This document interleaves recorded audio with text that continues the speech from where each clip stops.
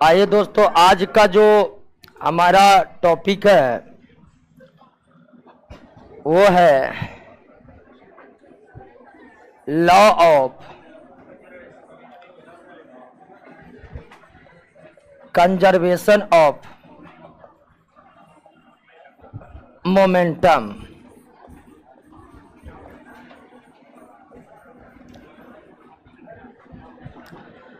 यानी कि संवेग संरक्षण का नियम, इसी को समझना है। संवेग संरक्षण के नियम को, law of conservation of momentum को, इसको समझने से पहले न्यूटन का जो सेकेंड लॉ ऑफ मोशन था उसको आप समझ चुके हैं ना, क्योंकि संवेग की चर्चा सर्वप्रथम न्यूटन के दूसरे गति नियम में ही हुआ है। दूसरे गति नियम में हुआ है। तो संवेग की चर्चा न्यूटन ने अपने दूसरे गति नियम में किया है। इसलिए जरूरी है कि संवेग संरक्षण नियम को समझे। आप न्यूटन के दूसरे गति नियम को पूरी तरह से समझ चुके हैं।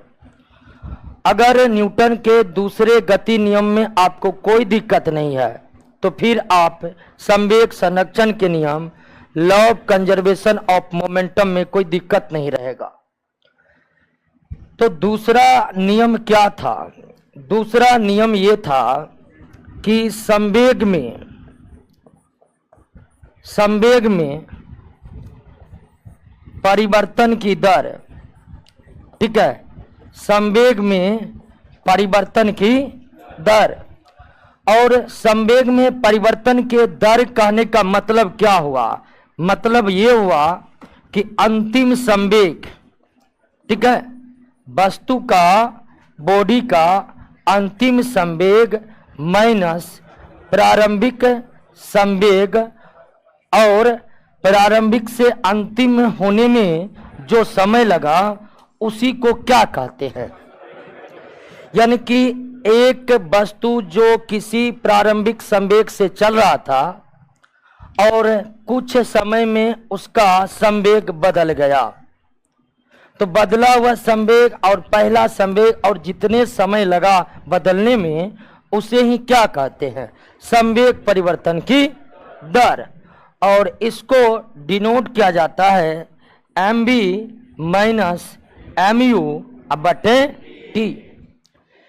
तो न्यूटन का दूसरा गति नियम इसी पर आधारित है कि संवेग में परिवर्तन की दर वस्तु पर लगाए गए बल के क्या होते हैं? समानुपाती होते। यही न था नियम। संवेग में परिवर्तन की दर वस्तु पर लगाए गए बल के समानुपाती होता है, डायरेक्टली प्रोपोर्शनल होता है। यानी कि हम जितना अधिक परिमाण का बल लगाएंगे वस्तु पर, उसके संवेग में उतना ही ज्यादा परिवर्तन आएगा। यही ना मतलब हुआ इसका। इसका मतलब यही हुआ कि अगर बल जितना बड़ा होगा, संवेग परिवर्तन उतना ही ज्यादा होगा। लेकिन इस नियम का मतलब यह भी है कि अगर वस्तु पर बल न लगाया जाए तो उसके संवेग में परिवर्तन नहीं होगा। तो न्यूटन के दूसरे गति नियम को आप इस तरह से भी कह सकते हैं कि अगर किसी वस्तु पर बल न लगाया जाए तो उस वस्तु के संवेग में कोई परिवर्तन। बस इसी बात को क्या कहा जाता है? इसी बात को कहा जाता है संवेग संरक्षण का नियम। यानी संवेग संरक्षण नियम के अनुसार यह बात साबित है कि अगर किसी वस्तु पर हम बल नहीं लगाएंगे तो उसके संवेग में परिवर्तन नहीं होगा। संवेग में परिवर्तन होने के लिए बल का आरोपित होना जरूरी है। अगर हम बल नहीं लगाएंगे तो संवेग में परिवर्तन हो गया। यही है संवेग संरक्षण नियम। समझे? कोई बहुत बड़ा तीर नहीं है। लेकिन इसको अगर साबित करके दिखाना है तो कैसे दिखाएंगे? तो इसको साबित करके भी हम दिखा सकते हैं। कैसे दिखा सकते हैं वो समझने से पहले आप संवेग परिवर्तन दूसरा गति नियम समझ ही चुके थे, तो संवेग संरक्षण नियम को समझे कि नहीं समझे? संवेग संरक्षण नियम हमें यह बतलाता है कि अगर किसी सिस्टम पर, अगर किसी बॉडी पर हम बल आरोपित नहीं करेंगे तो उसके संवेग में कोई परिवर्तन नहीं हुआ है। मान लीजिए कि एक वस्तु का संवेग mu है और इसका संवेग कुछ समय बाद mv हुआ है, तो कैसे हो गया? क्या इस पर हुआ था? तो इस पर क्या हो गया? बल आरोपित हुआ। एक वस्तु का संवेग में परिवर्तन का सिर्फ एक मतलब है कि उस पर क्या लग गया है? बल लग गया है। बिना बल लगाए संवेग में परिवर्तन नहीं। तो संवेग संरक्षण नियम यही कहता है कि अगर किसी वस्तु पर बल नहीं लगाया जाए तो वस्तु के संवेग में कोई परिवर्तन, बिना बल लगाए किसी वस्तु में कोई संवेग में परिवर्तन। अब बल दो प्रकार के, संतुलित और, तो यहां पर बल का मतलब असंतुलित बल से है कि अगर किसी वस्तु पर, अगर किसी निकाय सिस्टम पर कोई असंतुलित बल आरोपित न किया जाए तो उसके संवेग में कोई परिवर्तन। एक वस्तु पर बल लग रहा था फिर भी उसमें संवेग परिवर्तन नहीं हुआ, तो इसका क्या मतलब हुआ? इसका मतलब हुआ कि उस पर संतुलित बल कोई लगा। संवेग में परिवर्तन बिना बल लगाए संभव नहीं है। कोई दिक्कत? समझ गए? बात को समझ गए? आइए इसको साबित करते हैं। संवेग परिवर्तन के दर को एक तरह से इस तरह भी प्रमाणित किया जाता है कि टक्कर से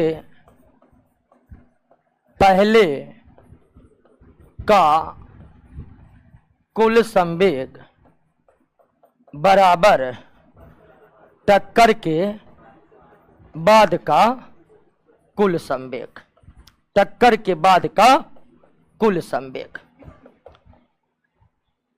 बात को समझ रहे हैं? संवेग परिवर्तन को अगर विस्तारित रूप देंगे तो उसका एक मतलब ये भी निकलता है कि टक्कर से पहले, टक्कर समझ रहे हैं ना? मान लीजिए कि कोई वस्तु x है और कोई वस्तु y है और दोनों एक ही दिशा में गतिशील है। एक ही दिशा में क्या है? गतिशील है। तो एक ही दिशा में ये दोनों वस्तु गतिशील है तो निश्चित ही इसमें कुछ संवेग है। अगर दोनों ही वस्तु x और y गतिशील है तो निश्चित इसके पास कुछ ना कुछ संवेग होगा कि नहीं? संवेग P बराबर क्या होता है? संवेग P बराबर mv होता है कि नहीं?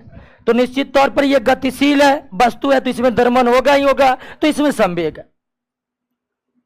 अब अगर मान लीजिए कुछ समय बाद ये टकरा गया, कुछ समय बाद ये आपस में टकरा गया, तो संवेग संरक्षण नियम कहता है कि टक्कर से पहले का कुल संवेग बराबर होगा टक्कर के बाद, क्योंकि ये एक सिस्टम बन गया है और ये आपस में टकराया है, कोई बाहर से इस पर बल नहीं लगा है, इसीलिए संवेग में कोई परिवर्तन नहीं होगा। इसीलिए टक्कर से पहले कुल संवेग है उतना ही टक्कर के बाद रहेगा। अब इसको साबित कर देते हैं, इसको साबित कर देते हैं कि कैसे टक्कर के बाद का संवेग और पहले का संवेग बराबर होगा। क्लियर है? संवेग संरक्षण नियम में कोई दिक्कत? किसी वस्तु पर अगर बल आरोपित नहीं करेंगे तो उसके संवेग में कोई परिवर्तन नहीं होगा, इसे ही क्या कहते हैं? संवेग संरक्षण नियम के अनुसार अगर कोई दो वस्तु आपस में टकरा गई है तो टक्कर से पहले का कुल संवेग बराबर होगा टक्कर के आपस में टकराई है। कोई बाहर से आकर इस दोनों को टकरा दिया तब नहीं, तब ऐसा नहीं होगा, क्योंकि बाहर से आकर कोई टकरा रहेगा इन दोनों को टकराने का कोशिश करके टकरा दिया तो इसका मतलब बाहर से बल आरोपित हो गया। और जब बाहर से बल आरोपित हो गया तब संवेग में तो परिवर्तन हो जाएगा।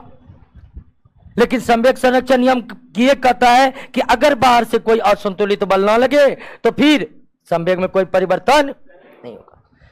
तो आइए दोस्तों, एक वस्तु है जो एक ही दिशा में गतिमान है और दोनों के द्रव्यमान को आप m1 मान लीजिए, m2 मान लीजिए, कोई दिक्कत? एक के द्रव्यमान को क्या मान लिए? m1 और दूसरे के द्रव्यमान को m2। और मान लीजिए कि इसका वेग u1 है और इसका वेग u2 है। x वस्तु का द्रव्यमान m1 और y वस्तु का द्रव्यमान m2। x वस्तु का वेग u1 और y वस्तु का वेग u2। और कुछ समय बाद यानी कि t समय बाद मान लीजिए ये दोनों क्या हो जाता है? टकरा जाता है। t समय बाद दोनों क्या हो जाता है? टकरा जाता है। टकराने के बाद इसका वेग u1 से बदलकर मान लीजिए कितना हो गया? u2 से बदलकर v2 हो जाएगा कि नहीं हो जाएगा? यानी टकराने के बाद वेग बदलाव आएगा कि नहीं आएगा? बिल्कुल आएगा। टकराने के बाद वेग में बदलाव आएगा। और हम मान लिए कि वो u1 से बदलकर क्या हो गया? v1, u2 से बदलकर v2। इसमें कोई दिक्कत है नहीं ना? अब आइए दोस्तों, हम निकालते हैं इसका प्रारंभिक संवेग। अब टकराने के बाद द्रव्यमान नहीं बदला है, जो वस्तु का जितना द्रव्यमान था उतना ही है। तो इसका प्रारंभिक संवेग, ठीक है, इसका प्रारंभिक संवेग कितना हो जाएगा बताइए? प्रारंभिक संवेग m1 u1 plus m2 u2 हो जाएगा। अगर x का संवेग m1 इंटू m2, y का संवेग m2 इंटू, और टकराने से पहले कुल संवेग यानी x का और y का कुल संवेग m1 u1 plus m2 u2। और t समय बाद ये टकरा गया और टकराने के बाद इसका अंतिम जो संवेग हुआ, अंतिम कुल संवेग बराबर क्या हो जाएगा?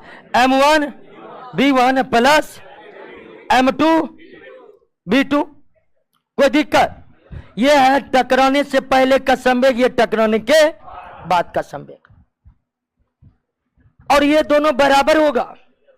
ये दोनों क्या होगा? चेक कर लेते बराबर है कि नहीं।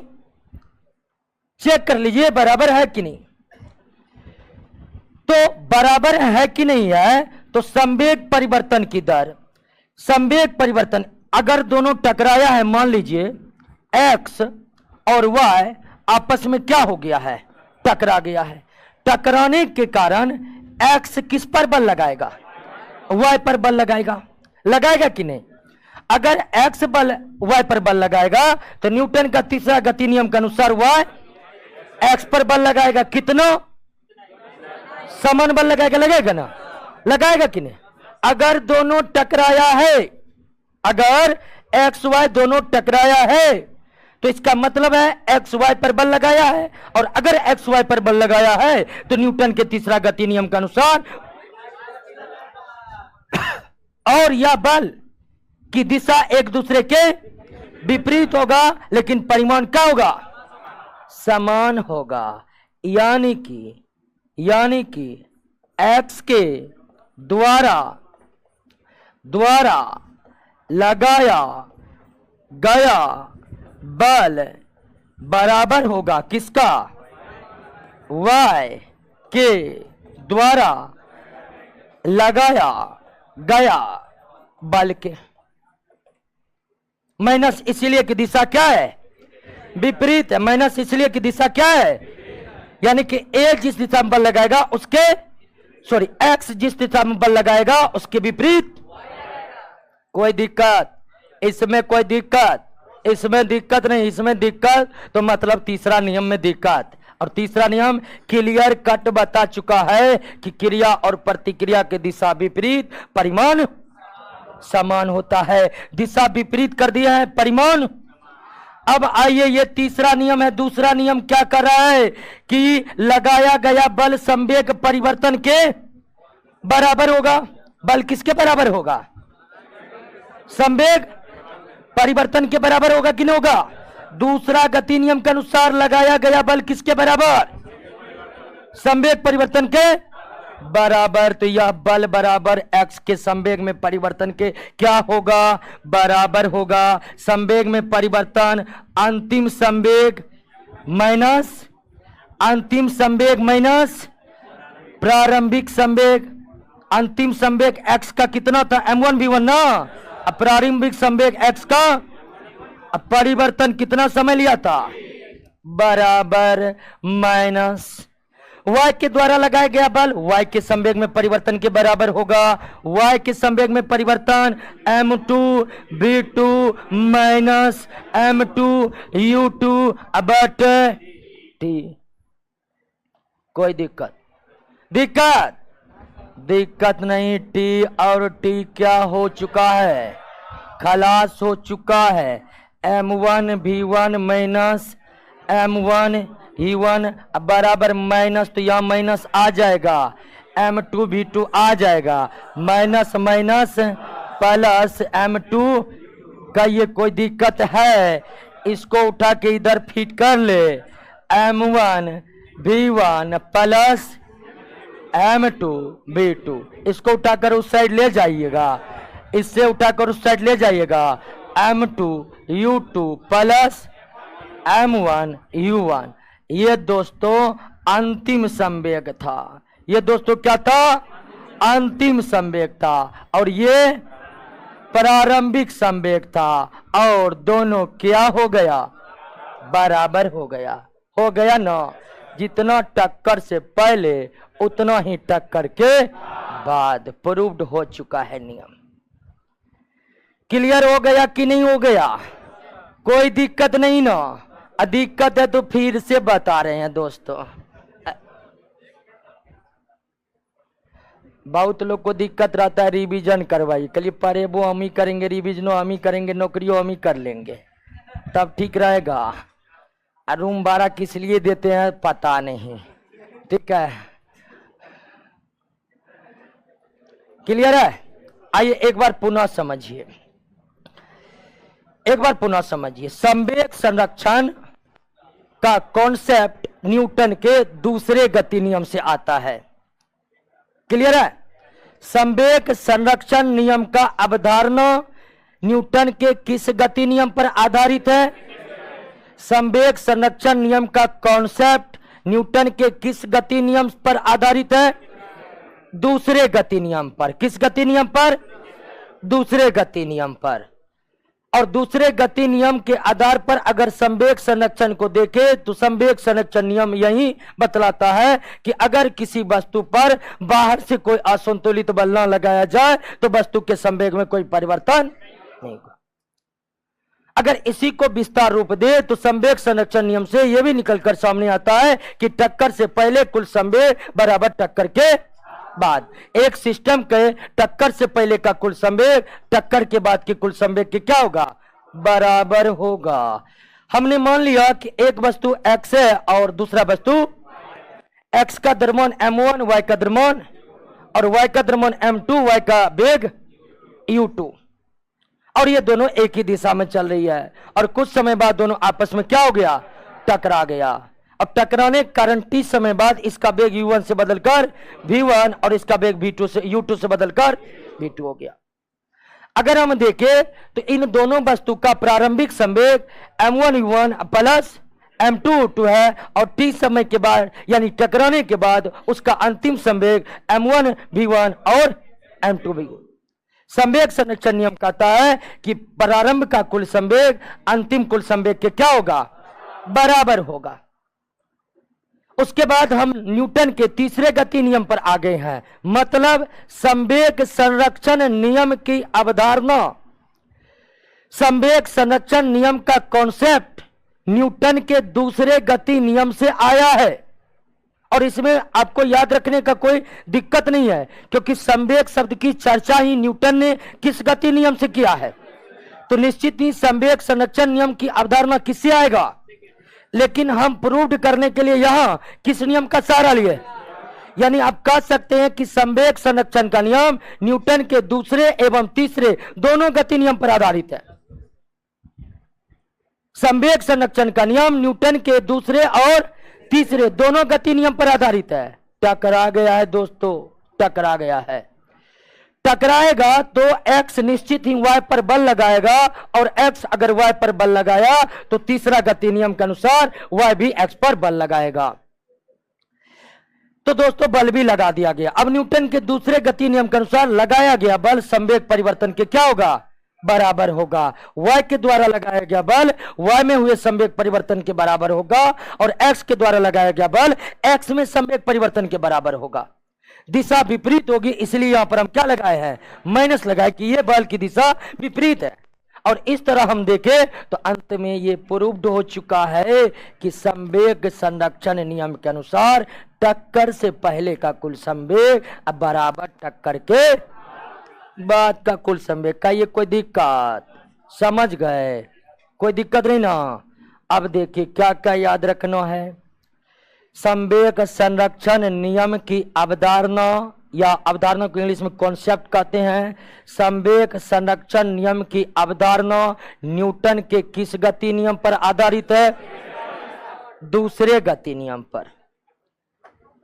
लेकिन संवेग संरक्षण नियम को साबित करने के लिए हमें किस नियम की आवश्यकता पड़ती है, इसलिए आप ये भी कह सकते हैं कि संवेग संरक्षण का नियम न्यूटन के दूसरे एवं तीसरे दोनों गति नियम पर आधारित है।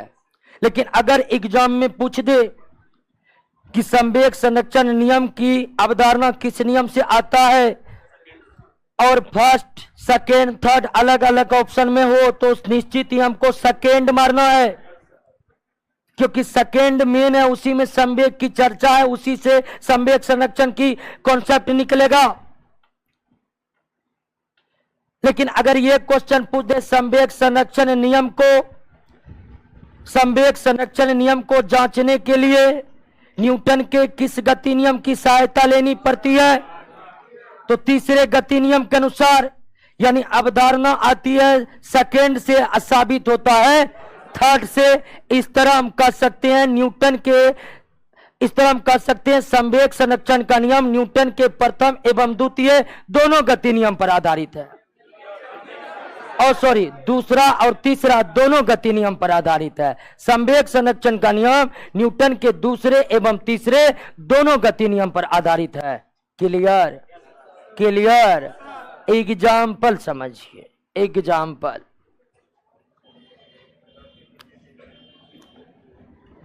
एक एग्जाम्पल समझा देते ताकि कॉन्सेप्ट क्लियर हो जाए। बंदूक से जब गोली फायर किया जाता है तो बंदूक पीछे की तरफ धक्का मारता है। ध्यान दीजिए, जो बात हम तीसरे गति नियम के तहत समझा सकते हैं, ध्यान दीजिए, संवेग संरक्षण साबित करने के लिए हम किस नियम का सहायता लिए, थर्ड का। तो अगर कोई एग्जाम्पल को हम संवेग संरक्षण नियम के आधार पर समझा सकते हैं, तो उसे तीसरे गति नियम के आधार पर भी समझा सकते हैं। यह बात आप ध्यान रखिएगा। जब बंदूक से गोली फायर की जाती है, बंदूक पीछे की तरफ धक्का मारता है, बंदूक पीछे की तरफ धक्का मारता है। क्यों? तो संवेग संरक्षण नियम के अनुसार, ठीक है, संवेग संरक्षण नियम के अनुसार गोली छूटने से पहले, गोली छूटने से पहले गोली प्लस बंदूक का कुल संवेग कितना है, 0 है। मान लीजिए कि एक बंदूक में गोली है और वो फायर नहीं हुआ है, तो बंदूक और गोली दोनों का कुल संवेग कितना, क्योंकि भी है ही नहीं, P बराबर क्या होता है, अभी बराबर 0, तो P बराबर, अब बंदूक में गोली है, भी 0, तो कुल संवेग। अगर गोली छूटने से पहले गोली प्लस बंदूक का कुल संवेग जीरो होगा तो संवेग संरक्षण नियम के अनुसार गोली छूटने के बाद भी दोनों का कुल संवेग कितनी होनी चाहिए? जीरो होनी चाहिए। गोली छूटने से पहले गोली प्लस बंदूक का कुल संवेग कितना है? इसमें कोई दिक्कत है? क्योंकि भी जीरो है तो संवेग जीरो। तो संवेग संरक्षण नियम कहता है कि गोली छूटने के बाद भी गोली प्लस बंदूक का कुल संवेग क्या होगा? जीरो होगा। लेकिन जीरो कैसे होगा? गोली तो गति पा लिया, अगर हम फायर किए तो गोली तो गति प्राप्त कर लिया, यानी गोली का संवेग तो आ गया है। तो अगर गोली का संवेग आ गया है गोली छूटने के बाद, तो गोली का संवेग जितना है उतना ही संवेग कौन प्राप्त कर लेता है? बंदूक। उतना ही संवेग क्या प्राप्त कर लेता है? बंदूक। लेकिन विपरीत दिशा में वो भागता है। विपरीत दिशा में क्या? तो गोली जितना संवेग से आगे भागा, बंदूक उतना संवेग लेकर पीछे बढ़ गया। आगे पीछे दिशा विपरीत होने से दोनों का कुल संवेग क्या हो गया? जीरो हो गया। तो बंदूक गोली छूटने के बाद पीछे धक्का क्यों मारता है? तो वे अपना संवेग संरक्षण नियम के अनुसार जितना गोली संवेग प्राप्त किया है ना, उतना ही संवेग कौन प्राप्त करेगा? और दोनों की दिशा क्या होगी? इससे दोनों का कुल संवेग क्या हो जाएगा? यानी पहले के बराबर हो जाएगा। कोई दिक्कत? समझ गए बात को? संवेग संरक्षण नियम समझे? संवेग संरक्षण नियम की अवधारणा न्यूटन के किस गति नियम से? संवेग संरक्षण नियम को जांचने के लिए हमें किस गति नियम, अर्थात संवेग संरक्षण नियम दूसरा एवं तीसरा दोनों गति नियम पर आधारित है। संवेग संरक्षण नियम के अनुसार किसी निकाय का टक्कर से पहले का कुल संवेग टक्कर के बाद के कुल संवेग के क्या होगा? संवेग संरक्षण नियम के अनुसार गोली जितना संवेग प्राप्त करेगा विपरीत दिशा में उतना ही कौन प्राप्त करेगा? गोली जितना संवेग प्राप्त करेगा उतना ही विपरीत दिशा में कौन प्राप्त करेगा, ताकि उसका संवेग पहले के बराबर हो सके। कोई दिक्कत? चलिए दोस्तों, चैप्टर खत्म हो गया है। अब हम लोग न्यूमेरिकल सवाल को सॉल्व करेंगे। आ जाइए दोस्तों सवाल पर।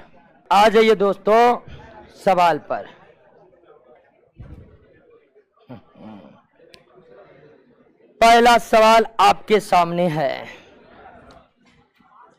एक बस सुबह पश्चिम की ओर दिल्ली से जयपुर, डायरेक्ट दिल्ली से जयपुर देता क्या?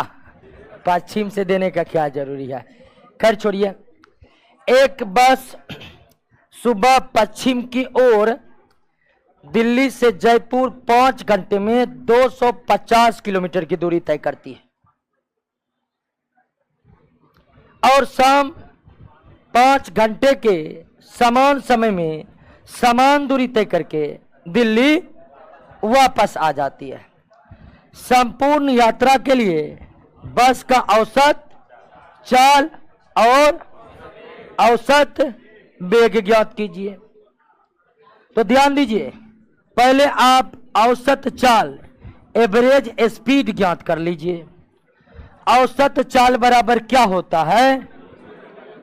कुल दूरी बटे कुल समय। कुल दूरी बटे कुल समय। अब कुल दूरी कितना हो जाएगा? 250 किलोमीटर दूरी तय करती है, फिर लौटती भी न है। लौटती है क्या? समान दूरी तय करके, यानी जितना पहले तय किया था उतना। तो कुल दूरी बराबर हो गया 250 प्लस 250 किलोमीटर। कुल समय 5 घंटे और जाने में 5 घंटे और आने में 5 घंटे, यानी क्या? 500 बटे 10 और काटिएगा तो क्या आएगा? 50 किलोमीटर बराबर। तो औसत चाल जो है यहां पर वो है 50 kilometre per hour. 50 kilometre per hour. अब दोस्तों औसत चाल के बाद क्या करा निकालने के लिए? औसत वेग। अब औसत वेग बराबर होता है कुल विस्थापन बटे कुल समय। कुल विस्थापन total displacement by total time. अब देखिए कि यह बस दिल्ली से जयपुर गया और शाम को फिर उसी जगह पर आ गया, तो विस्थापन कितना? अगर कोई वस्तु गति जहां से प्रारंभ करे अंत में वहीं पहुंच जाए तो डिस्प्लेसमेंट कितना हो जाता है? बस की भी वही स्थिति है कि नहीं है? बस भी दिल्ली से जयपुर गया और शाम को पुनः कौन लौट चुका है? यानी जहां से खुला वहां पहुंच गया, तो डिस्प्लेसमेंट। और अगर डिस्प्लेसमेंट 0 हो गया तो औसत वेग 0। तो यहां पर औसत चाल 50 किलोमीटर पर आवर है, लेकिन औसत वेग कितना हो गया है? और औसत वेग 0 क्यों हो गया है? तो डिस्प्लेसमेंट यहां पर क्या है? 0 है। कोई दिक्कत? समझ गए? पहला सवाल में कोई दिक्कत दोस्तों? पहला सवाल में कोई दिक्कत नहीं ना? आगे बढ़े। एक धावक 280 मीटर व्यास के वृत्तीय पथ पर एक समान चाल से दौड़ लगाता है। वृत्तीय पथ है और वृत्तीय पथ का व्यास कितना है? 280 मीटर है। कोई दिक्कत? इसी पथ पर वो क्या कर रहा है? एक समान चाल से दौड़ लगाता है। उसे एक चक्कर पूरा करने में 50 सेकेंड लगता है। तो 2 मिनट 55 सेकेंड के बाद वह कितनी दूरी तय करेगा तथा उसका विस्थापन क्या होगा? तो सबसे पहले ये निकाल लेते हैं कि वह 2 मिनट 55 सेकेंड तक जो दौड़ा है, तो इतने समय में वह इस वृत्तीय मार्ग का कितना चक्कर लगा लेगा? तो एक चक्कर में कितना? 50 सेकेंड। तो कुल चक्कर बराबर हो जाएगा, कुल चक्कर बराबर 2 मिनट 55 सेकेंड बटे 50 सेकेंड। कितना चक्कर लगाया है वो इसी तरह निकलेगा। टोटल 2 मिनट 55 सेकेंड जोड़ 55 सेकेंड तक दौड़ा है और एक चक्कर लगाने में उसे कितना? तो 50 सेकेंड में एक चक्कर, तो इतना मिनट इतना सेकेंड में कितना चक्कर? तो भागा दे दीजिए। तो दोस्तों ये हो जाएगा 2 मिनट बराबर 120 सेकेंड। 120 plus 55 175 second. 175 सेकेंड। अब बटे कितना रहा है? यानी कि 3.5 चक्कर लगाया है। तो यह धावक 2 मिनट 55 सेकेंड में कितना चक्कर लगा लेगा? 3.5 चक्कर लगा लेगा दोस्तों। यह धावक 2 मिनट 55 सेकेंड में कितना चक्कर लगाएगा? 3.5 चक्कर। क्लियर है? अब कह रहा है कितनी दूरी तय करेगा? वृत्तीय मार्ग पर अगर एक चक्कर दोस्तों लग रहा है, वृत्तीय मार्ग पर अगर एक चक्कर लग रहा है, तो एक चक्कर की दूरी, ठीक है, एक चक्कर की दूरी कितना होगा? 2πr होगा ना। वृत्तीय मार्ग का एक चक्कर वृत्त के परिधि के बराबर होगा कि नहीं होगा दोस्तों? वृत्तीय मार्ग का एक चक्कर वृत्त के परिधि के क्या होगा? बराबर होगा। वृत्तीय मार्ग का एक चक्कर वृत्त के परिधि के, तो टोटल एक चक्कर बराबर 2πr। तो कुल दूरी बराबर 3.5 गुना 2πr, यानी कितना जी? 7 पाई आर, और 7 अब पाई का मान 22/7, आर जो है व्यास का क्या होता है, आधा होता है। कितना हो गया 140, कितना हो गया 20, तो हो गया दोस्तों 440 गुना 7, 28, 7 चुका 28 और 30, इतना मीटर। क्लियर? तो कुल दूरी कितना तय हुआ 300। अब उसके बाद कह रहा कि तथा उसका विस्थापन निकालना है। दूरी निकल गया, कोई दिक्कत, दूरी निकल गया कोई दिक्कत। अब हमें क्या निकालना है, डिस्प्लेसमेंट निकालना है। आपको बताए थे कि डिस्प्लेसमेंट निकालने के लिए सबसे पहले हमको क्या जानना पड़ेगा, प्रारंभिक बिंदु जहां से गति स्टार्ट हुआ है और वह अंतिम बिंदु भी जानना पड़ेगा जहां से गति, जहां पर गति क्या हुआ है, खत्म हुआ है। कोई दिक्कत? इन दोनों बिंदु के बिना जाने हम विस्थापन निकाल सकते हैं।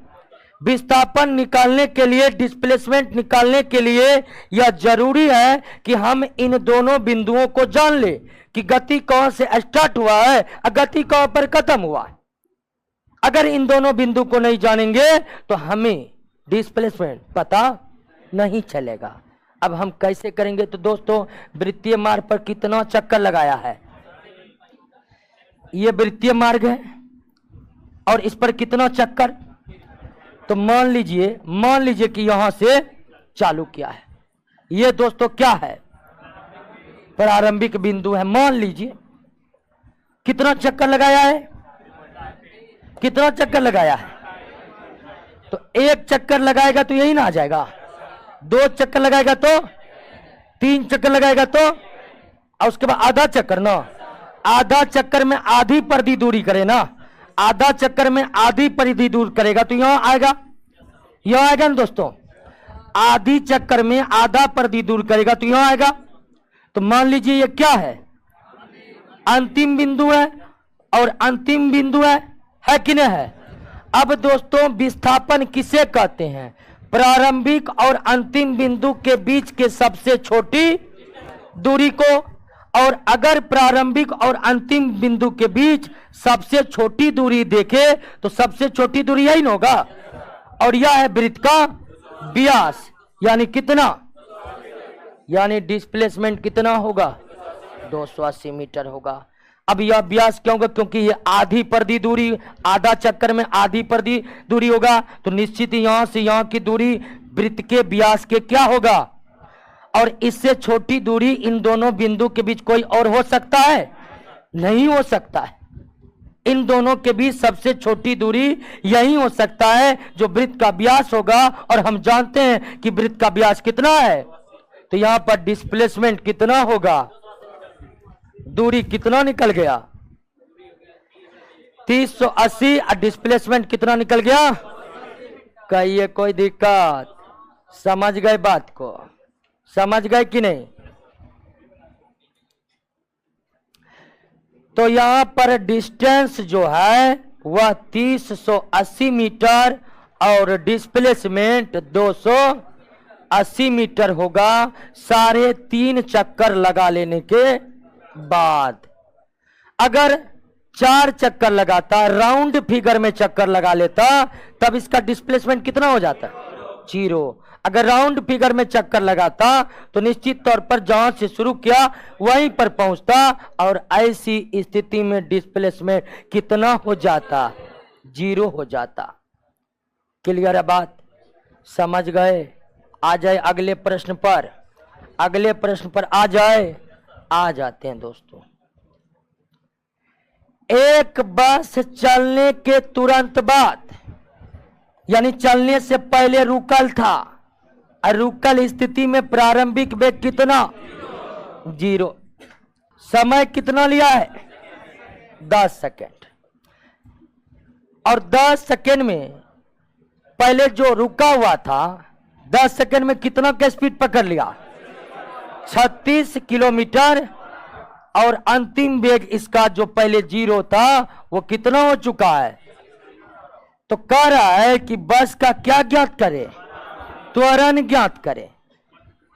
देखिए एक बार पुनः समझिए, एक बस चलने के तुरंत बाद और जब वस्तु विराम अवस्था से चलना शुरू करे, तब ऐसी स्थिति में इनिशियल वेलोसिटी, प्रारंभिक वेग क्या माना जाता है, और प्रारंभिक वेग को u में डिनोट किया जाता है, अंतिम वेग को v में डिनोट किया जाता है, समय को t में डिनोट किया जाता है, और त्वरण को a में डिनोट किया जाता है। क्यों डिनोट किया जाता है, उसके पीछे कोई कॉन्सेप्ट नहीं है, सभी राइटर यही लिखते हैं, आप भी यही लिखिए और कोई दिक्कत नहीं है दोस्तों। क्लियर हो गया ना। तो ये याद रखना जरूरी है कि कोई वस्तु अगर विराम से चलना स्टार्ट करे, रेस्ट से चलना स्टार्ट करे, तब उस स्थिति में प्रारंभिक वेग को क्या मान लिया जाता है, 0। और ये वस्तु भी एक बस चलने के तुरंत बाद, मतलब वो विराम में था, और अगर विराम से ये चलना स्टार्ट किया है तो प्रारंभिक वेग क्या माना जाएगा, 0 माना जाएगा। और समय कितना, और 10 सेकेंड के बाद इसका प्रारंभिक जो 0 था, अंतिम कितना हो चुका है। और सवाल क्या कर रहा है, ए बराबर क्या होता है, युवा, हाँ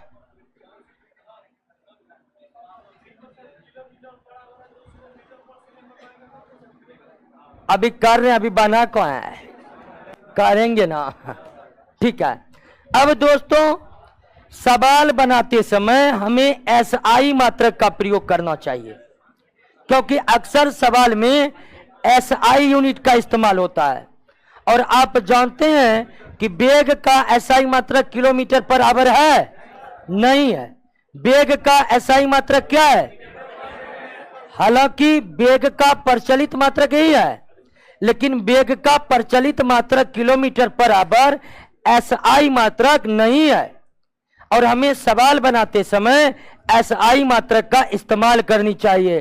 तो ये जो किलोमीटर पर आवर है इसे आप SI यूनिट में चेंज कर लीजिए, और मीटर पर सेकेंड SI यूनिट है, इसे मीटर पर सेकेंड में चुन। और किलोमीटर पर आवर को मीटर पर सेकेंड में कैसे बदला जाता है, ये ट्रिक है, ठीक है। नहीं तो बदलने का पूरा प्रोसेस आप जानते होंगे, नहीं जानते हैं तो टेंशन नहीं लीजिए, मैथ जैसे ही बनाइएगा आप जान जाइएगा। फिलहाल ये समझिए कि किलोमीटर पर आवर को मीटर पर सेकेंड में बदलने के लिए किलोमीटर पर आवर में गुना कर देते हैं, किससे, तो ये कितना हो गया, 10 मीटर।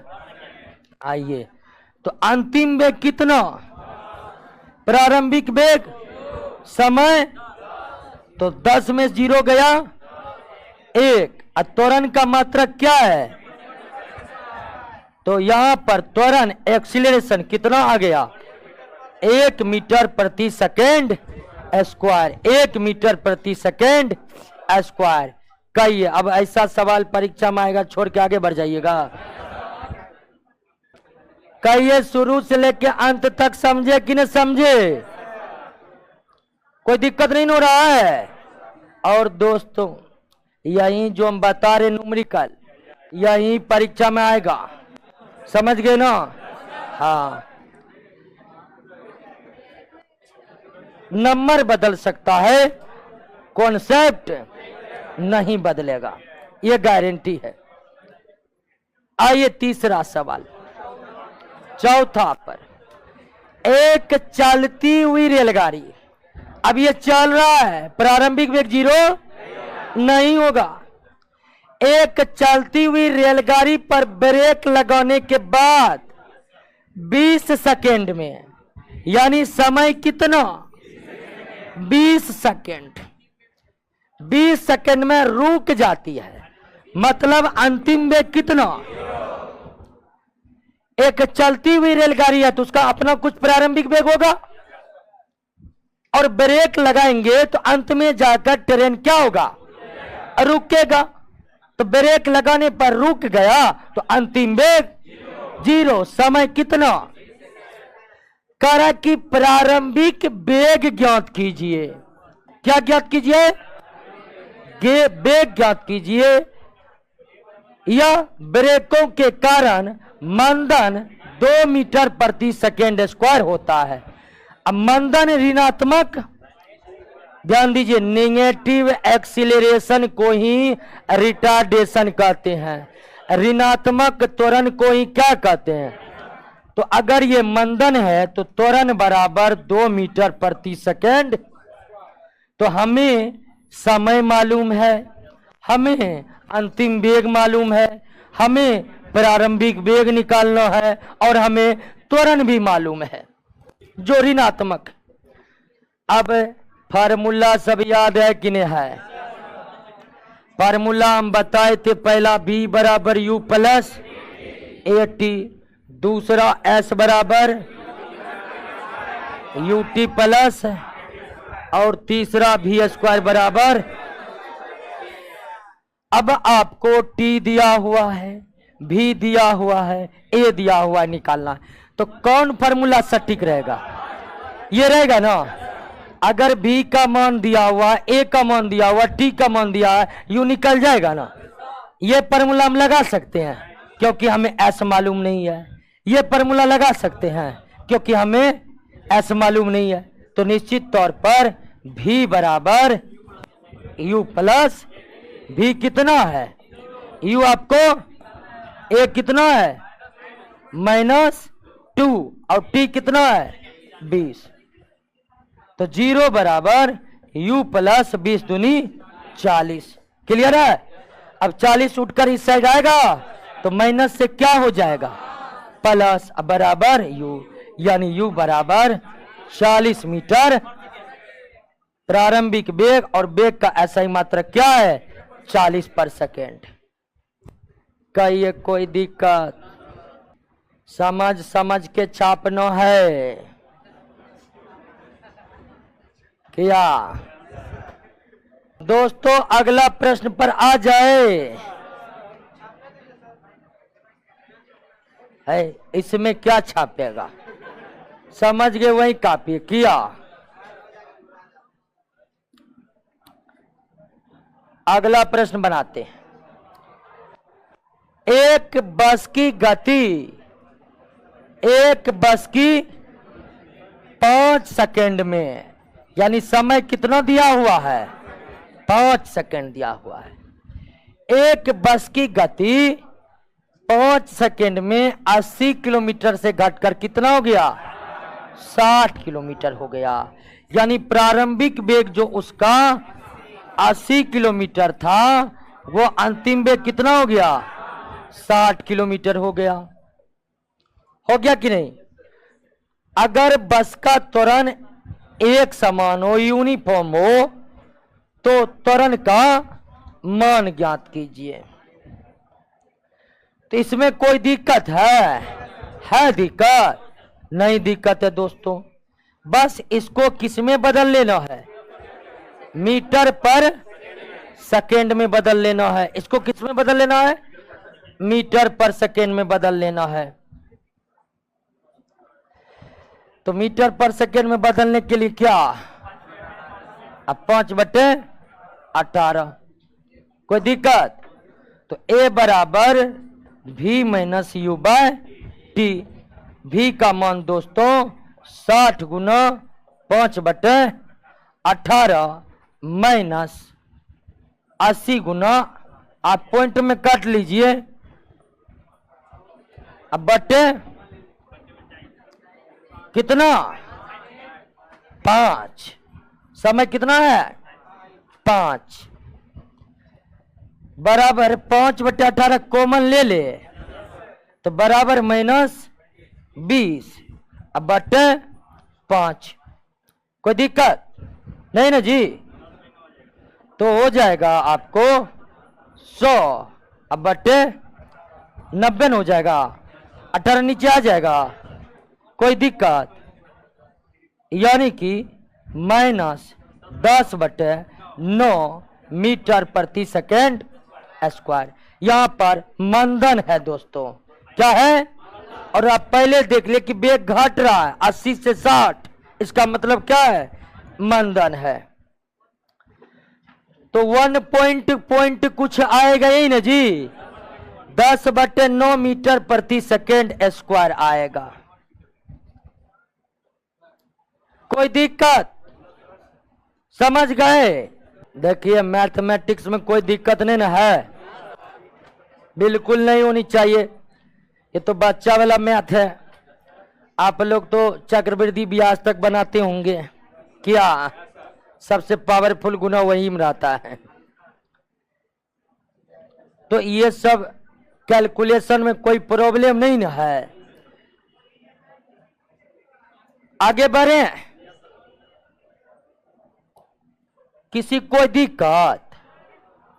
अरे समय 5 है, वेग 80 से 60 हो गया, त्वरण भी -u/d हो गया, 10/9 निकल गया, माइनस में निकलेगा, अर्थात यह मंदन है दोस्तों। क्या है? मंदन है। पॉइंट में 1 पॉइंट समथिंग कुछ निकलेगा। आगे बढ़ते हैं।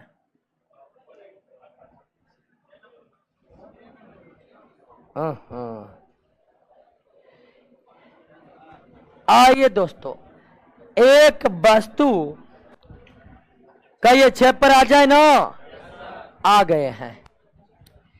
एक वस्तु 0.5 मीटर पर सेकेंड के प्रारंभिक वेग, यानी दोस्तों प्रारंभिक वेग कितना दिया हुआ है?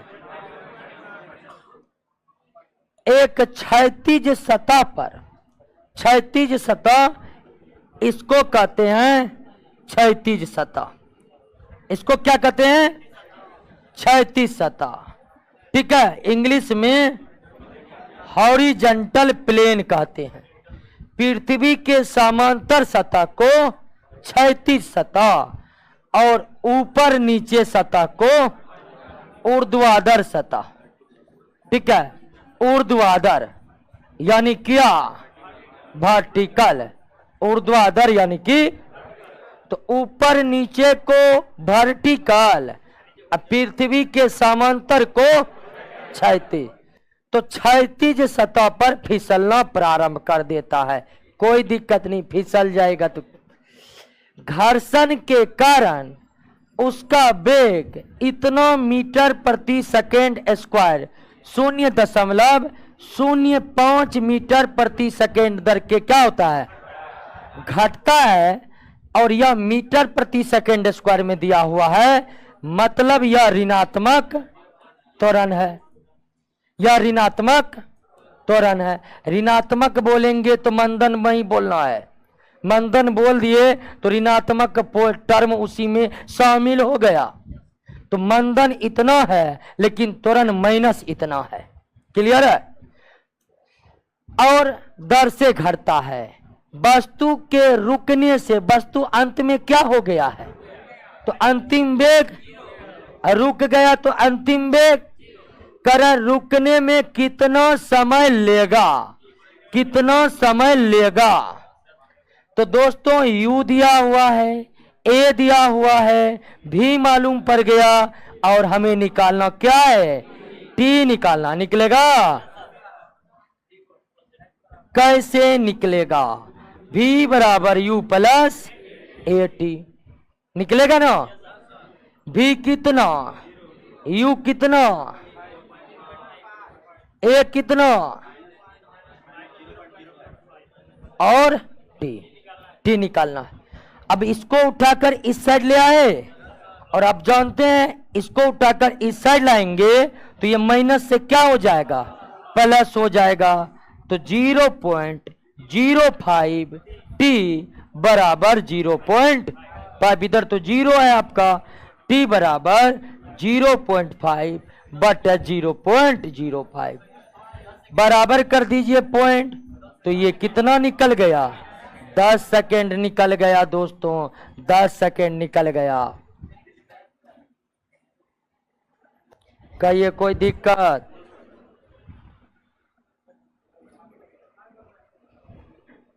चलिए दोस्तों, अब न्यूमेरिकल तो परीक्षा में फूक दीजिएगा, उड़ जाएगा।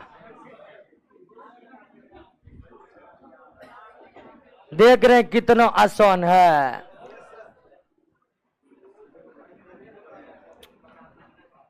बहुत स्टूडेंट मिलता है कि न्यूमेरिकल कमजोर है, क्या करे सर। कल मैथ बनाते हैं तो यस सर, चक्रवृद्धि ब्याज बनाते हैं वो तो हम तुरंत बना लेते हैं। कल तब न्यूमेरिकल में रखा क्या जो आपसे नहीं बनता है, तब बोलता हम कभी पढ़े नहीं सर।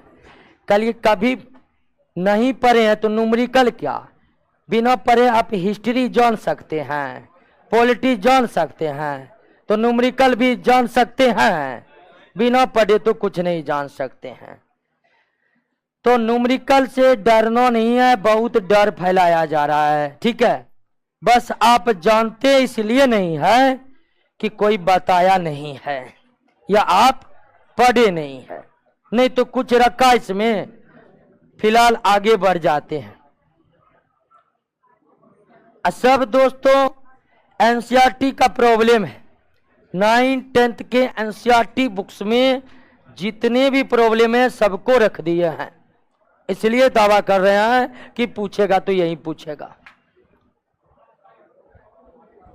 आइए दोस्तों, 20 मीटर की ऊंचाई से एक गेंद को गिराया जाता है। क्या बताए हुए हैं? कब? अच्छा, फिर से बताएंगे। चलिए एक बार फिर से बता देते हैं, बता दिए थे तो 20 मीटर के ऊंचाई से एक गेंद को गिराया जाता है। अगर 20 मीटर के ऊंचाई से गिराया जाता है तो डिस्प्लेसमेंट कितना होगा या डिस्टेंस कितना दूरी तय होगा, इसमें कोई दिक्कत? अगर वस्तु 20 मीटर के ऊंचाई से गिरा है तो यह है प्रारंभिक, यह है अंतिम बिंदु, और इसके भी सबसे छोटी दूरी तो सीधा सीधा ही बनेगा, यानी डिस्प्लेसमेंट दूरी बराबर होगा। डिस्प्लेसमेंट कितना? डिस्प्लेसमेंट को एस में डिनोट करते हैं। यदि उसका वेग प्रति सेकेंड इतना घटता है, अगर प्रति सेकेंड वेग में इतनी कमी आ रही है तो इसका मतलब है कि मंदन कितना है, -10 मीटर प्रति सेकेंड है। हल्ला मत करिए। यदि उसका वेग प्रति सेकेंड 10 मीटर प्रति सेकेंड और बढ़ जाता है तब ये प्लस होगा। हमको लगा घट जाता है, बढ़ जाता है तो दोस्तों ये माइनस नहीं प्लस होगा। क्लियर है? तो यह प्रति सेकेंड इतना वेग घट रहा है और प्रति सेकेंड जितना घटा उतना ही त्वरण होता है। आप ये मत समझिए तो मीटर पर सेकेंड है तो ये स्क्वायर का ये त्वरण है। दोस्तों गेंद कितने समय बाद, कितने समय बाद, ठीक है, पृथ्वी से टकराएगी।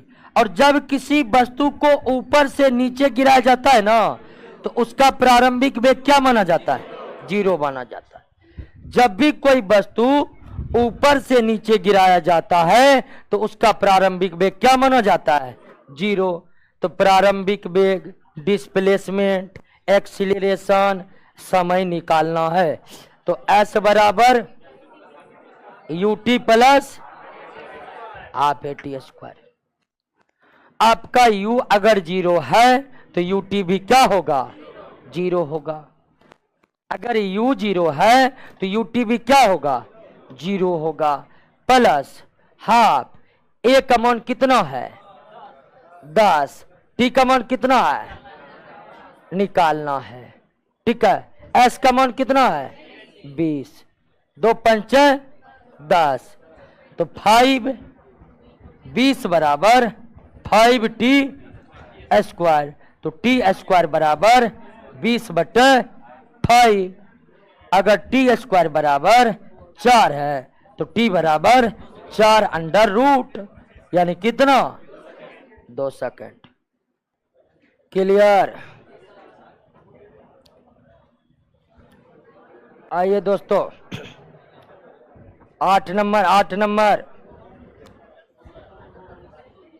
10 मीटर पर सेकेंड, अल्लाह नहीं 10 मीटर पर सेकेंड की चाल से गतिशील स्कूटर ब्रेक लगाने से रुक जाता है। 10 मीटर चाल से गतिशील स्कूटर ब्रेक लगाने से रुक जाता है। इसका मतलब है कि प्रारंभिक वेग 10 मीटर पर सेकेंड है और अंत में रुक गया तो अंतिम वेग 0 है। कोई दिक्कत? 10 मीटर पर सेकेंड की चाल से गतिशील स्कूटर ब्रेक लगाने पर रुक जाता है। तो प्रारंभिक वेग 10 मीटर, ब्रेक लगाया रुक गया, अंतिम वेग 0 रुक जाता, जो इतना का एक समान त्वरण उत्पन्न करता है। यानी त्वरण इतना मीटर प्रति सेकेंड स्क्वायर है। रुकने से पहले स्कूटर कितनी दूरी तय करेगी? ध्यान दीजिए, यहां जितना भी सवाल है ना, वह सीधी रेखा पर गति करने वाली वस्तु के लिए है और एक समान त्वरण के लिए है। इसीलिए दूरी और विस्थापन क्या होगा? बराबर होगा। तो सवाल में दूरी पूछे या विस्थापन पूछे, इससे कोई दिक्कत नहीं है। अब दोस्तों U दिया हुआ, B दिया हुआ, A दिया, S निकालना है। S बराबर UT प्लस, लेकिन ये फार्मूला हम नहीं लगा सकते हैं क्योंकि हमें क्या मालूम नहीं है? T मालूम नहीं है। अब ये formula V square 2AS, V का मान कितना? 0 का स्क्वायर और U का स्क्वायर 10 का स्क्वायर और A का मान कितना? 0.5 और S आपको निकालना है। S आपको तो 0 बराबर 100 प्लस 5 दूनी 10, यानी 1 न हो जाएगा। यानी S बराबर 100 मीटर। S बराबर 100 मीटर।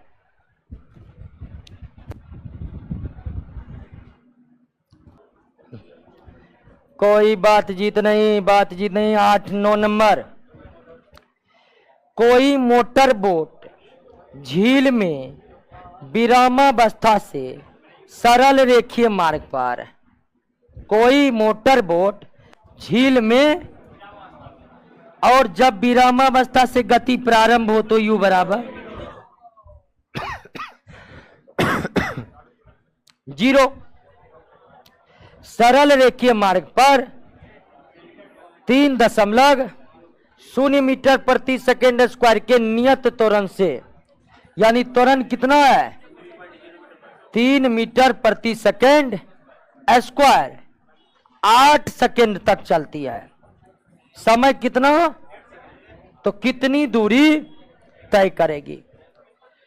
प्रारंभिक वेग दिया हुआ है, त्वरण दिया हुआ है, समय दिया हुआ है, दूरी निकालना है और दूरी विस्थापन बराबर होगा, क्योंकि सारा सवाल जो है ना आपका एक रेखीय पथ पर है, सरल रेखा पर है, मोशन ऑन स्ट्रेट लाइन पर है। दोस्तों निकाल दीजिए S बराबर UT plus half AT square.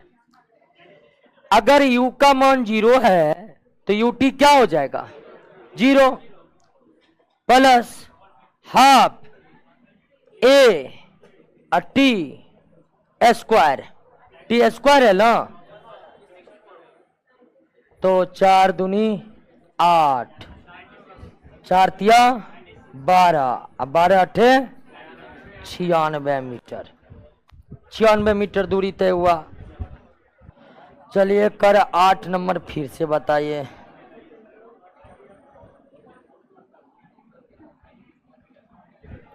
एक मिनट देखते हैं 8 नंबर में क्या दिक्कत है। 8 नंबर में एक बार देख लीजिए तो एक को दिक्कत हो चुका है। 10 मीटर पर सेकेंड की चाल से गतिशील स्कूटर ब्रेक लगाने से रुक जाता है। तो ये प्रारंभिक वेग और रुक गया तो अंतिम वेग। त्वरण दिया हुआ माइनस में है, दूरी निकालना है एस, यू दिया हुआ, भी दिया हुआ है, ए दिया हुआ, एस निकालना है। एस बराबर ये फार्मूला हम लगा नहीं सकते क्योंकि हमारे पास टी, तो हम दूसरा फार्मूला एस निकालने के लिए ये लगा सकते हैं। इस फार्मूला पर मान बैठाएंगे तो दोस्तों क्या निकल जाएगा, 100 मीटर। इसमें भी कोई दिक्कत नहीं, आगे आते हैं। किसी पत्थर को ऊपर की ओर 5 मीटर पर सेकेंड से फेंका गया, ऊपर की ओर फेंका गया दोस्तों, ऊपर की ओर फेंका गया, और किस वेग से, तो प्रारंभिक वेग कितना, 5 मीटर पर सेकेंड। गति के दौरान पत्थर का नीचे की ओर त्वरण, किधर है त्वरण, कितना, वस्तु जा रही है ऊपर, त्वरण है, इसका मतलब ये त्वरण नहीं क्या है, इस वस्तु के लिए यह मंदन है, क्योंकि त्वरण गति के विपरीत है तो वो मंदन है, तो मंदन निकल गया यानी ऋणात्मक त्वरण।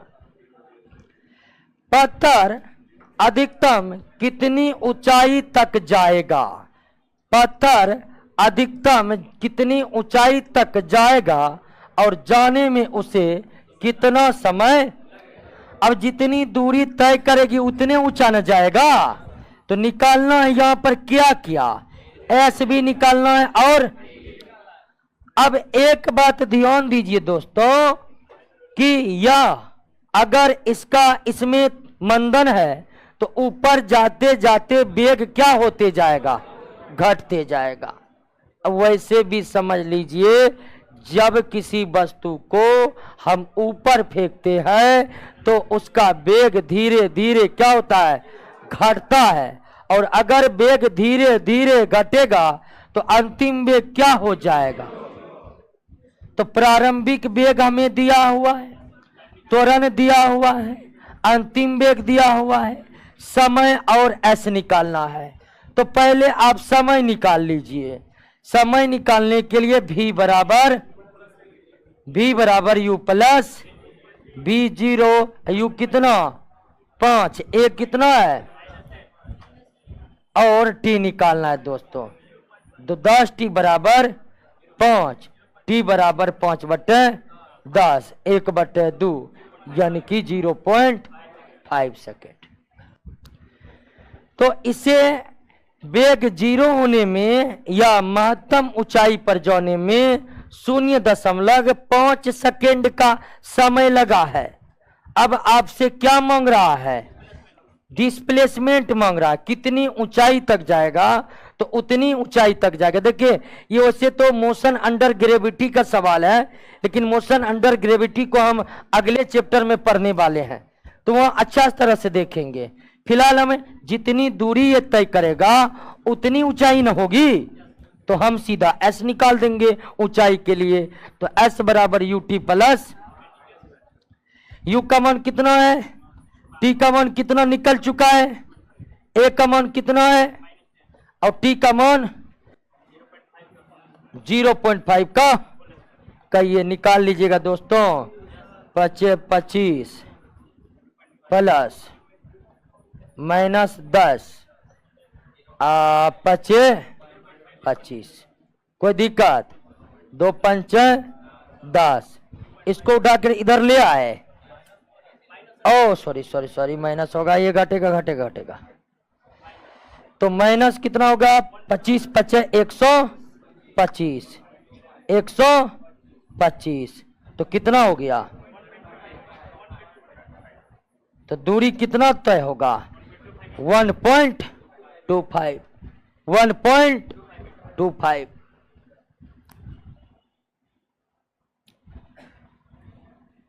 क्लियर हो गया दोस्तों। कह रहा है किसी गतिशील कार का चाल समय ग्राफ, अगर ये चाल समय ग्राफ है तो निश्चित यह क्या है, चाल है, निश्चित यह क्या है, और यह क्या है, समय है। तो ग्राफ देखकर निम्न प्रश्नों का उत्तर ज्ञात कीजिए।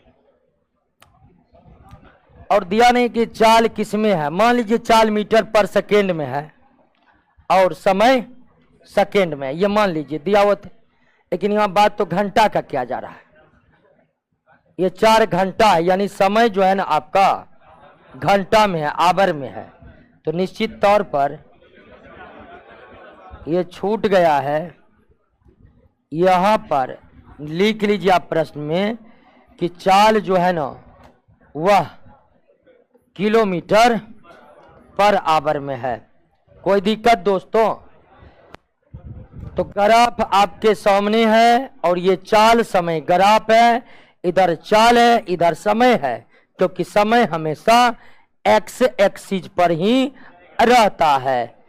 क्योंकि यहाँ समय और चाल किसमें है ये दिया हुआ नहीं है, तो लगता है छूट गया है। तो आप लिख लीजिएगा कि चाल किलोमीटर पर आवर में है और समय किसमें है, आवर में है, ये लिख लीजिए। आइए 11 का जो पहला प्रश्न है वो करे कि कार पहले 4 घंटे और अंत के 6 घंटे में त्वरण क्या है। तो पहला 4 घंटा में इसका वेग 0 से कितना हो गया 60। तो पहला 4 घंटा में a बराबर v माइनस u बाय, अब पहला 4 घंटे में अंतिम वेग प्रारंभिक वेग कितना, अंतिम वेग तो 60, कितना लगा है 4, तो 15 चौके 60 किलोमीटर आवर स्क्वायर। तो पहले 4 घंटा का किलोमीटर आवर स्क्वायर में त्वरण निकलेगा, ऐसा ही मात्रक में बदलना जरूरी नहीं यहां पर। तो दोस्तों यहां पर पहले 4 घंटा का त्वरण 15 किलोमीटर प्रति घंटा स्क्वायर हो जाएगा, क्योंकि ग्राफ देखकर स्पष्ट हो रहा है कि पहला 4 घंटा में उसका प्रारंभिक वेग 0 से बढ़कर कितना हो गया है, क्योंकि यही है 4। तो हम प्रारंभिक 4 घंटे में त्वरण निकाल लिए और यह 15 किलोमीटर प्रति आवर स्क्वायर के बराबर निकला। लेकिन इसी सवाल में कह रहा है कि अंत के 6 घंटे में त्वरण कितना है। अंत का 6 घंटा 1 2 3 4 5 6, यानी चौथा घंटा से लेकर के 10वां घंटा जो है वो अंत का 6 घंटा है। और अंत के 6 घंटे में उसका प्रारंभिक वेग जो 60 मीटर किलोमीटर पर आवर था, अंतिम वेग कितना हो चुका है, अंतिम वेग कितना हो चुका है 0 हो चुका है ना। अगर अंतिम 6 घंटा को देखे तो अंतिम 6 घंटा में उसका वेग 60 से घटकर कितना पहुंच गया है, तो अंतिम 6 घंटा का वेग बराबर हो जाएगा दोस्तों, त्वरण बराबर हो जाएगा अंतिम वेग 0 माइनस 60/6, यानी कि माइनस 10 किलोमीटर प्रति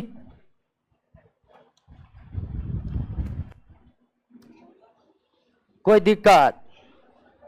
पहला में देख लिए ना, अंतिम 4 घंटा प्रारंभिक 4 घंटा और अंतिम 4 घंटा में त्वरण कितना है, इसमें कोई दिक्कत है?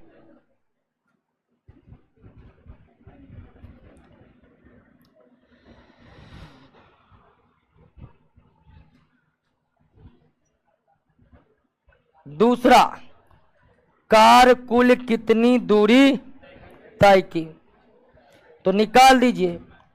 दूरी बराबर पहला 4 घंटा का दूरी बराबर s बराबर ut प्लस हाफ 80। तो पहला 4 घंटा का निकाल ले, पहला 4 घंटा में कितना दूरी हुआ है, तो पहला 4 घंटा में u क्या है, तो ut भी क्या हो जाएगा। अब पहला 4 घंटा का एक कितना निकला है, पहला 4 घंटा का एक कितना 15, तो 15 दे दे। टी 4 घंटा तो 4 गुना 4, 4 दूनी 8, 15 अटे 120 किलोमीटर। तो पहला 4 घंटा में कितना चला 120 किलोमीटर।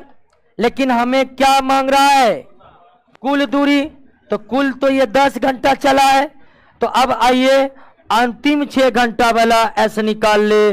अंतिम 6 घंटा एस बराबर हो जाएगा UT plus half eighty square, और अंतिम 6 घंटा में यू कितना है 60, ठीक कितना है 6। अंतिम 6 घंटा में यू कितना 60, ठीक कितना 6 प्लस अंतिम 6 घंटा के एक कितना निकला -10 टी 6। क्लियर। आइए दोस्तों 360 प्लस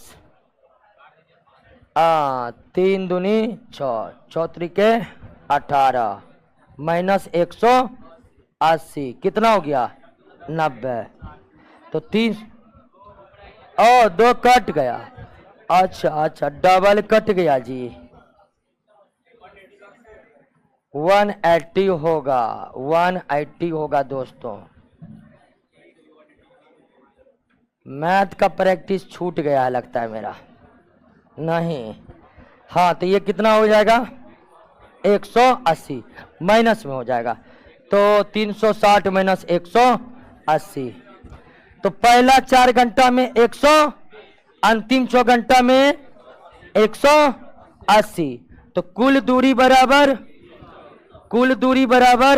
120 प्लस 100 कितना किलोमीटर।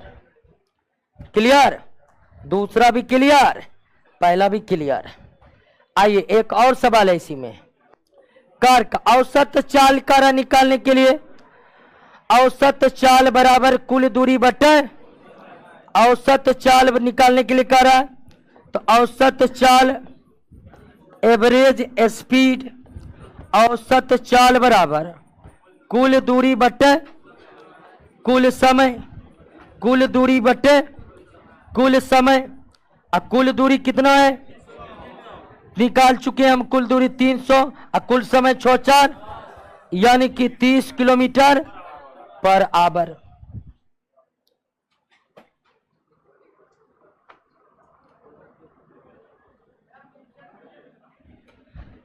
नीचे करते हैं,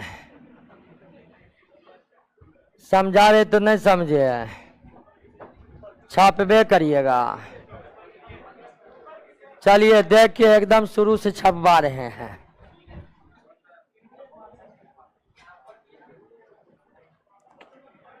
देखिएगा, समझाए समझे ना, उसके बाद आप खुद बनाइए ना। समझ गए तो आप खुद बना लीजिए अपने तरीका से, नहीं तो परीक्षा के चीट वाला हाल होगा। नहीं होगा, नहीं चीट समय होता क्या था, पुराने जमाने में परीक्षा में चोरी चलता था बाहर से, पुराने जमाने के, हाल फिलहाल में चलता था। तो एक आदमी को चीट भेजना था, उसको लिखने के लिए कुछ मिला नहीं, तो रास्ता में कागज फेंका हुआ मिला, तो बेचारा देखा कि यही कागज ठीक रहा, उसी पर उसको चीट लिखकर भेज दिया। संयोग से उस कागज के दूसरे तरफ पर कोई किराना सामान लिया था, उसका लिस्ट था, ठीक है। उसके पीछे लिखल था आलू 3 किलो, तेल 1 किलो, साबुन 2 पीस। तो चीट जो गया जिसको, वो कभी पराई से रिश्ता नहीं है, इसीलिए चीट गया, तो पूरा उतार दिया। लास्ट में जब बाहर निकला तो जो चीट भेजा पूछा कि लिखा नहीं, कहा पूरा लिख दिए। कल पूरा लिखा जी, कहा हाँ। कल के लेकिन भैया एक बात नहीं समझ, आलू 2 किलो, तेल 1 किलो, इस सब सवाल में कौन सवाल में था हमको पता नहीं चला, लेकिन पूरा लिख दिए।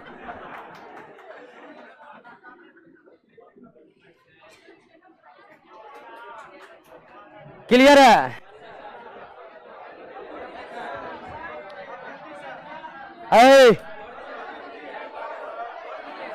एक मिनट देख लेते सवाल। अच्छा देख लेते, जहां अल्लाह करते हैं, जहां फंस जाएंगे वहां छोड़ देंगे, ठीक है। किसी कार के ब्रेक लगाने पर गति के विपरीत दिशा में 6 मीटर प्रति सेकेंड का त्वरण उत्पन्न करती है। ब्रेक लगाए जाने के बाद रुकने में 2 सेकंड लगता है, तो उतने समय में तय की गई दूरी ज्ञात करें। तो आइए नेक्स्ट क्लास में ही ज्ञात करते हैं।